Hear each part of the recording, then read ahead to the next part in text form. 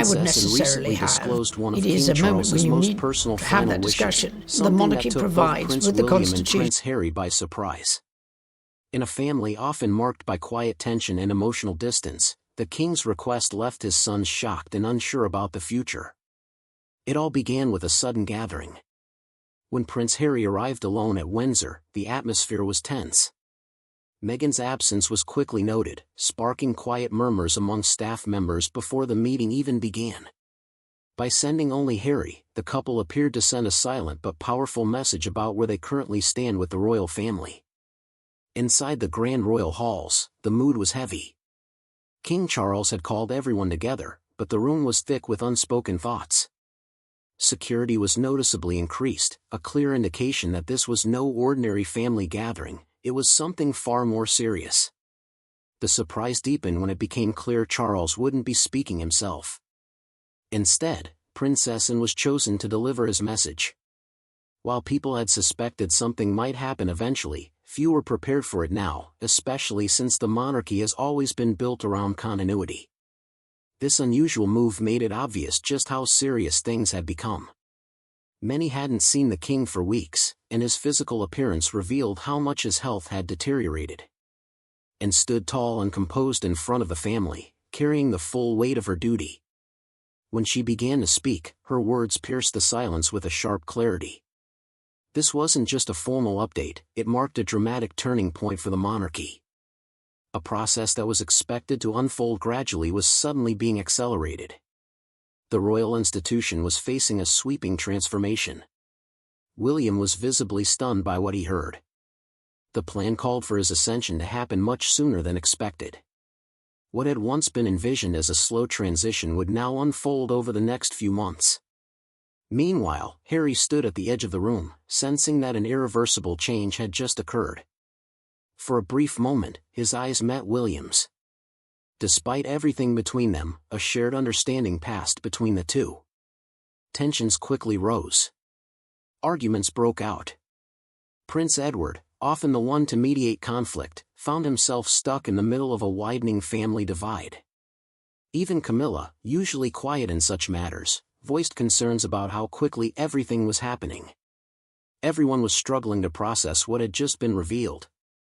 But this wasn't a snap decision from Charles. His declining health pushed him to act. He understood that the monarchy couldn't afford to stay the same. Years of scandal, public criticism, and inner conflict had built up to this point. Choosing to speak on his behalf was no accident. Charles, though weakened, had spent many restless nights drafting and redrafting the announcement. He relied only on a few trusted advisors. And was known for her direct and honest nature, qualities that sometimes clashed with the royal family's diplomatic ways.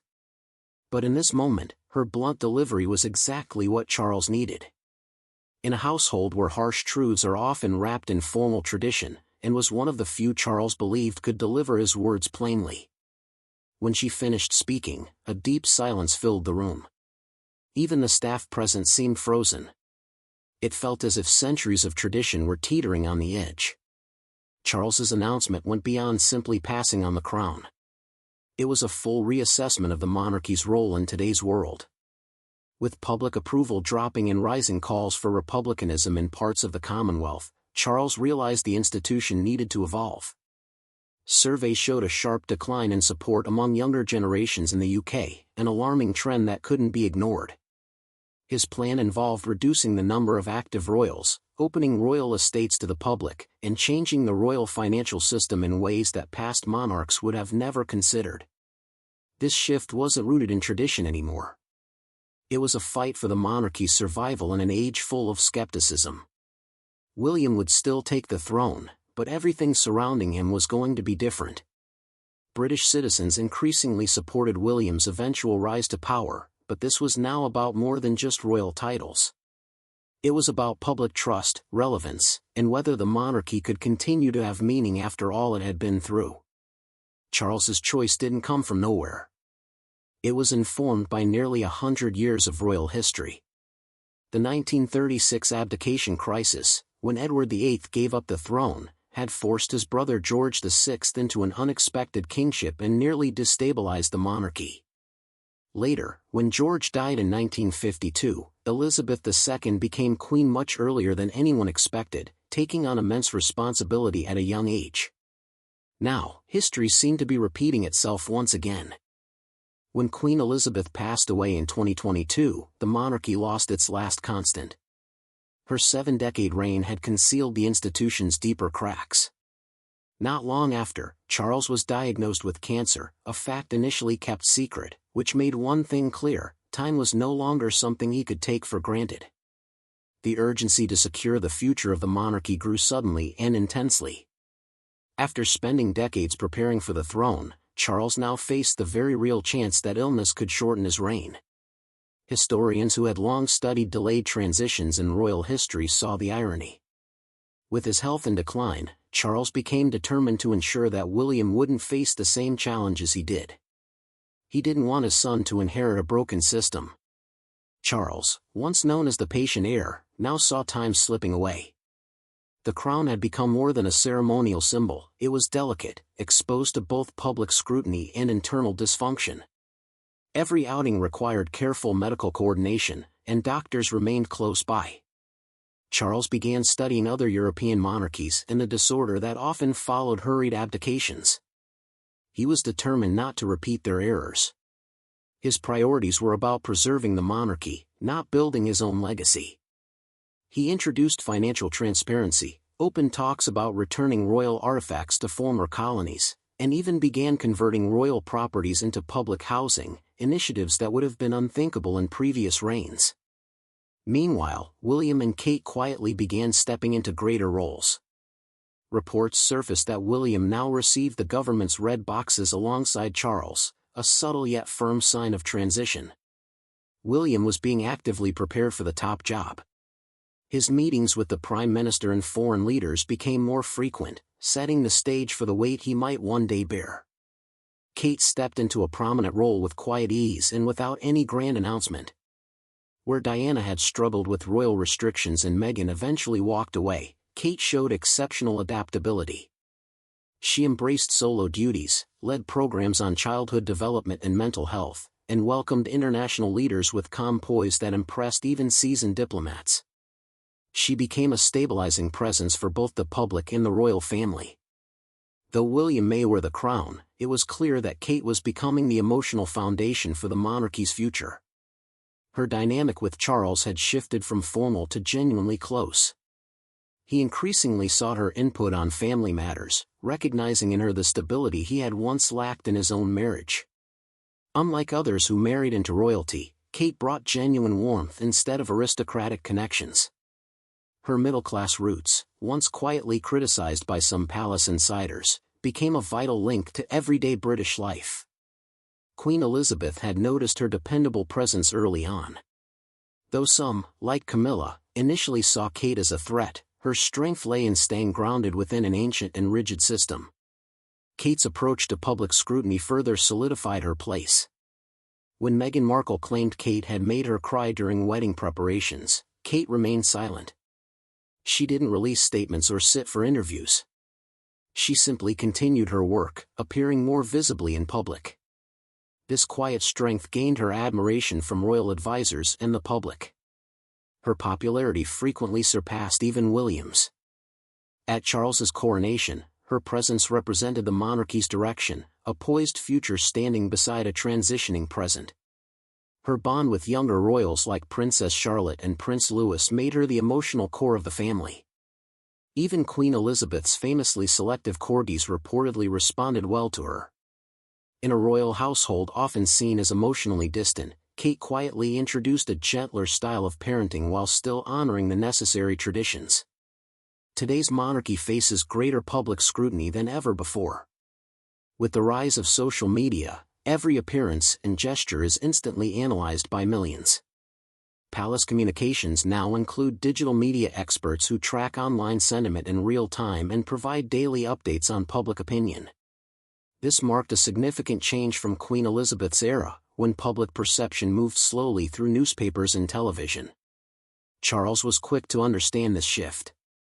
Early in his reign, he formed the Royal Social Media Council, blending longtime advisors with digital-savvy experts to shape modern messaging. Though older courtiers resisted at first, the strategy allowed the monarchy to respond faster and smarter to controversies. The brothers. Prince Harry remains in a state of limbo, navigating life in California while still feeling the pull of his British heritage. Although he stepped away from royal duties years ago, he remains connected to the monarchy through both his lineage and his ongoing commentary on royal life. He continues to be a figure of interest and speculation regarding the monarchy's future. Despite public statements that emphasize familial love, Harry and William's relationship remains severely strained. They haven't shared a meaningful conversation in years, and tensions grew worse after Harry and Meghan's Oprah interview revealed private discussions within the family about the possible skin color of their future children. Harry's memoir, Spare, intensified the rift further with accounts of physical altercations between the brothers and unflattering depictions of William and Kate. According to palace staff familiar with both princes, William refuses to engage in any conversation about Harry, often changing the subject when his brother is mentioned. Rumors continue that Harry has more revelations prepared but has yet to release them. Sources close to the Sussexes say entire sections were removed from Spare prior to publication on legal advice. Some believe Harry is holding on to the material in hopes of reconciliation, while others think he is waiting to see the kind of monarch William will be. The existence of this unreleased content creates ongoing unease within the royal household.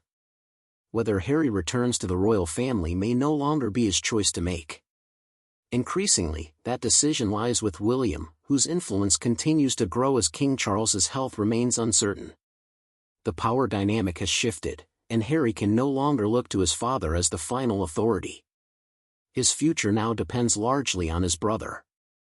Harry has said, "I don't think that we can ever have peace with my family unless the truth is out there." William, preparing for his future role as king, is adopting a more decisive leadership style than his father. Where Charles absorbed conflict quietly, often bearing emotional strain internally, William is intent on setting clear boundaries.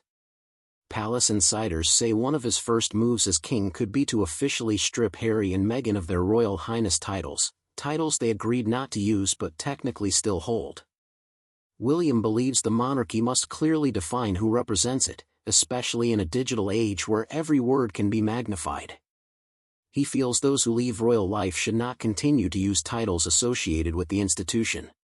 His stance grew firmer when Meghan was recently referred to as Her Royal Highness in a social media post by a foreign diplomat, despite existing agreements. To William, this incident underscored the confusion around their status and reinforced the need for more defined rule. He didn't expect Harry to return as a working royal, but he also didn't want permanent estrangement. Despite the difficulties in direct communication, Charles has stayed in touch with Harry through trusted go-betweens. He has always believed that family bonds come with responsibilities that don't vanish because of distance or disagreement. His perspective remains complex, striving to uphold the monarchy while still recognizing the unbreakable ties of blood.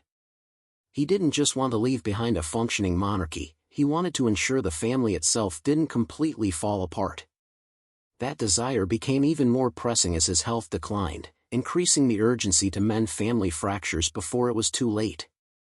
In a time when nothing is sacred and everything is public as William stands on the edge of his future reign, one decision could shift the course of the monarchy forever. What do you think?